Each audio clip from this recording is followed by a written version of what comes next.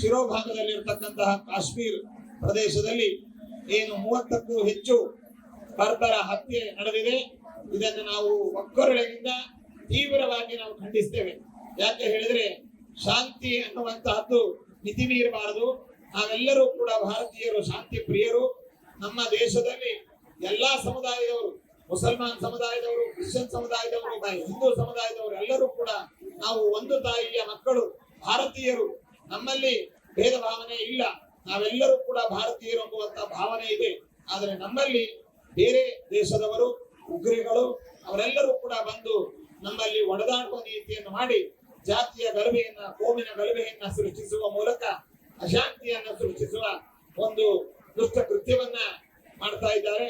ಇದಕ್ಕೆ ನಾವೆಲ್ಲ ಕೇವಲ ಹಿಂದೂಗಳು ಅಂತಲ್ಲ, ಭಾರತೀಯರೆಲ್ಲರೂ ಕೂಡ ಈ ಉಗ್ರರನ್ನ, ಪರಕೀಯರನ್ನ, ಪರದೇಶದವರನ್ನ, ಈ ತರಹದ ಕುಕೃತ್ಯಕ್ಕೆ ಬರುವಂತಹವರೆಲ್ಲರನ್ನು ಕೂಡ ನಾವು ಸಂಘಟಿತರಾಗಿ ನಾವು ಎದುರಿಸಬೇಕು ಎಂಬುವಂತಹ ಕರೆಯನ್ನು ಈ ಮೂಲಕವಾಗಿ ನೀಡ್ತಾ, ಇದು ಹಿಂದೂ ಸಂಘಟನೆಯ ಕಾರ್ಯಕ್ರಮದಲ್ಲಿ ಸಮಸ್ತ ಹಿಂದೂಗಳಿಗೆ ನಾವು ಈ ಮೂಲಕವಾಗಿ ಕರೆಯನ್ನು ನೀಡ್ತೇವೆ.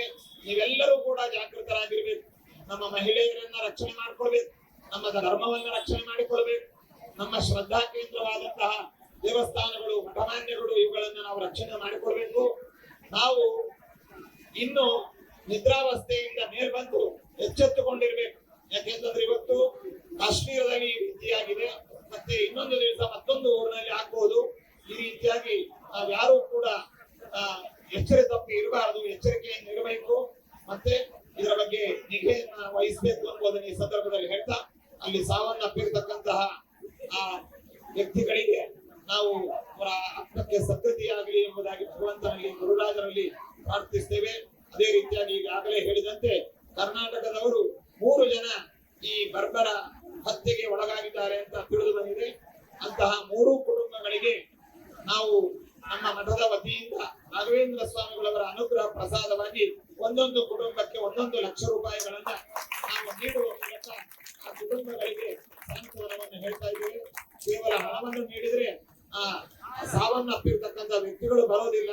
ಆದ್ರೆ ಇವರಿಗೊಂದು ಮಾರಲ್ ಸಪೋರ್ಟ್ ಅನ್ನು ನೀಡುವ ಮೂಲಕ ನಿಮ್ಮ ಹಿಂದೆ, ನಿಮ್ಮ ಜೊತೆಯಲ್ಲಿ ನಾವಿದ್ದೇವೆ, ನಿಮ್ಮ ರಕ್ಷಣೆಯಲ್ಲಿ ನಾವೆಲ್ಲ ಇದ್ದೇವೆ, ನೀವು ನಮ್ಮ ಕುಟುಂಬ ಸದಸ್ಯರು ಎನ್ನುವಂತಹ ಸಂದೇಶವನ್ನ ಈ ಮೂಲಕವಾಗಿ ಆ ಸಾವನ್ನು ಅಪ್ಪಿರ್ತಕ್ಕಂತಹ ಸಮಸ್ತ ಭಾರತೀಯ ನಾಗರಿಕರಿಗೆ, ಜೊತೆಯಲ್ಲಿ ನಮ್ಮ ಕರ್ನಾಟಕದ 3 ಜನ ನಾಗರಿಕರ ಕುಟುಂಬಗಳಿಗೆ ಈ ಮೂಲಕವಾಗಿ ನಾವು ರವಾನಿಸ್ತಾ ಇದ್ದೇವೆ.